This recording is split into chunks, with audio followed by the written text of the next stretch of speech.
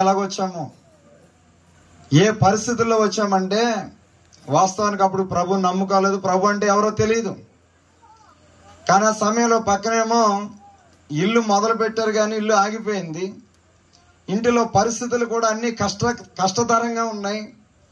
చేసిన వ్యాపారాలన్నీనేమో నష్టపోయినాయి. తండ్రి గారు చేసినటువంటి హల్లెలూయా.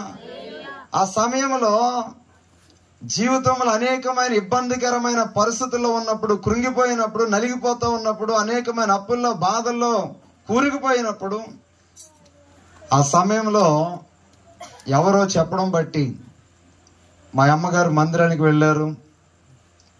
ఆ సువార్తను విన్నారు. తర్వాత దైవజనులు ఇంటికి వచ్చారు, ప్రార్థన చేశారు. ఆ ప్రార్థన చేసినప్పుడు, ఆ వాక్యం విన్నప్పుడు, ఆ సువార్త విన్నప్పుడు జీవితంలో ఒక ఆశ కలిగినది. చప్పట్లు కొడతా దేవునికి స్తోత్రం.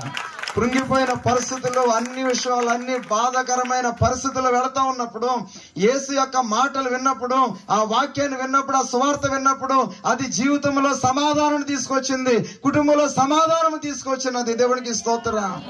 హల్లెలూయా. ఆ మాటలు ఏం చేసినాయంటే దేవుని ఎడల, బ్రతుకు ఎడల, జీవితం ఎడల ఈ పరిస్థితులన్నిటిని కూడా యేసు ప్రభు వారు ఖచ్చితంగా విడిపిస్తారు, రక్షిస్తారు, ఆయన తోడుగా ఉంటారు, మేలు చేస్తారని ఆ మాటల ద్వారా, వాక్యం ద్వారా విశ్వాసం కలిగింది, నమ్మకం కలిగింది. దేవుని ఎడల ఒక రుచి కలిగినది. చప్పట్లు కొడదాం దేవునికి స్తోత్రం. అందుకే వాక్యం ఏం చెప్తుందంటే రుచి చూచి తెలుసుకోమంటున్నాడు ఆయన. ఏం చూసి? హల్లెలూయా. యేసు ప్రభు సమాధానకరమైన వాక్యం అది. మనం ఏ పరిస్థితిలో వచ్చినా మన హృదయంలో, మన జీవితంలో సమాధానం కలుగుతుంది. వెంటనే రక్షణ పొందేలేదు. కొన్ని దినాలు వెంబడించిన తర్వాత దేవుడు చేసిన కార్యాలను బట్టి, మేలును బట్టి, ఆ సువార్తను బట్టి, ఆ వాక్యాన్ని బట్టి, ఆ మాటలు బ్రతికించాయి, కుటుంబాన్ని నిలబెట్టాయి, పడిపోయిన జీవితాన్ని ఈ రోజు ఆశీర్వాదకరంగా దేవుని యొక్క వాక్యము సమాధానకరమైన సువార్త చేస్తున్నది. దేవునికి స్తోత్రం. హల్లెలూయా.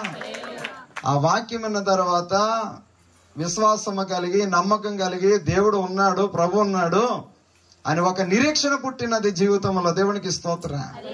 హల్లెలూయా. తర్వాత అప్పుడు బాప్తిసము పొందడం జరిగింది, రక్షణ పొందడం జరిగిన. దేవునికి స్తోత్రం.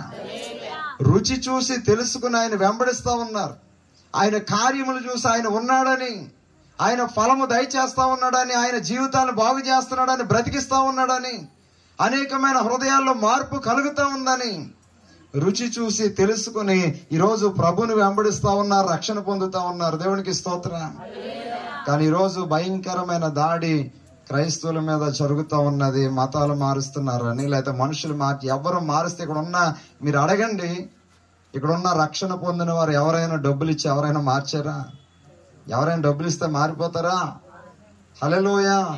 హృదయములో కలిగినప్పుడు, నమ్మకము కలిగినప్పుడు, విశ్వాసము కలిగినప్పుడు, ఆ రుచి చూసి తెలుసుకున్నప్పుడు యేసుక్రీస్తు అందరికీ ప్రభు అయి ఉన్నారు. చప్పట్లు కొడదాం. యేసుక్రీస్తు అందరికీ ఉపకారై ఉన్నాడు. యేసుక్రీస్తు అందరి కొరకు కూడా ఆయన జన్మించి ఉన్నాడు. ప్రజలందరికీ కలగబోవు మహా సంతోషకరమైన సువర్తమానం.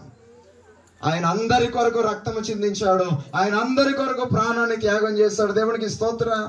ఏ ఒక్కరి కొరకు రాలేదు, ఏ ఒక్క ప్రాంతము కొరకు, ఏ ఒక్క దేశము కొరకు ఆయన రాలేదు. కానీ ప్రపంచంలో ఉన్న ప్రజలందరినీ రక్షించడానికి ఆయన పరిశుద్ధమైన రక్తాన్ని భూమి మీద చిందించారు. చప్పట్లు కూడా. హల్లెలూయా. హల్లెలూయా. ఆ రక్తము నీతిమంతులుగా చేస్తా ఉంది. ఆ రక్తము పరిశుద్ధులుగా చేస్తా ఉన్నది. ఆ రక్తము ఆయన బిడ్డగా, ఆయన కుమారుడిగా, ఆయన కుమార్తెగా చేస్తా ఉంది. ఆయన రాజ్యానికి వారసులుగా చేస్తా ఉన్నది. దేవునికి స్తోత్రం. నమ్మి బాప్తిసం పొందువాడు రక్షింపబడును, నమ్మనవానికి శిక్ష విధింపబడును. పరలోక రాజ్యం చేరాలంటే, మోక్ష రాజ్యం చేరాలంటే ఖచ్చితంగా ఈ భూమి మీద ఆయన తెలుసుకోవాలి, ఆయన రక్తములో కడగబడాలి. హల్లెలూయా. అప్పుడు మాత్రమే మోక్ష రాజ్యానికి, పరలోక రాజ్యానికి మార్గము దొరుకుతా ఉంది. యేసుక్రీస్తు వారు మతమును స్థాపించడానికి కాదు కానీ మార్గమును చూపించడానికి మాత్రం వచ్చి ఉన్నారు. పరలోక రాజ్యానికి మార్గము. దేవునికి స్తోత్రం. హల్లెలూయా. రెండే రెండు మార్గాలు. ఒకటి పరలోకము, రెండవది నరకం. పరలోకము చేరాలంటే యేసుక్రీస్తు ఒక్కరే మార్గమై ఉన్నారు. దేవునికి స్తోత్రం. రెండవది నరకం కనబడుతూ ఉంది. అక్కడ అగ్ని ఆరదు, పురుగు చావదు. అక్కడ సమాధానం ఏముండదుక, నిత్యము కూడా అగ్నిలో కాలుతానే ఉంటది. హల్లెలూయా. ధనవంతుడు చనిపోయాడు, లాజరు చనిపోయాడు. ధనవంతుడు అక్కడ యాతన పడుతూ ఉన్నాడు, రక్షణ లేదు. లాజరు దరిద్రుడిగా జీవించాడు, కష్టము, శ్రమ, బాధలు అనుభవించాడు. కానీ ఆయన కూడా చనిపోయాడు. అబ్రహాం రొమ్మున కూర్చుని ఆయన దేవుని రాజ్యంలో నెమ్మది పొందుతా ఉన్నాడు. చప్పట్లు కొడదామండి. హల్లెలూయా. ఈ భూమి మీద ఉండగా యేసుని తెలుసుకోవాలి. ఈ భూమి మీద కూడా మన జీవితాల్లో సంతోషము, సమాధానము, నెమ్మదిని ప్రభు కలగజేస్తారు. దేవునికి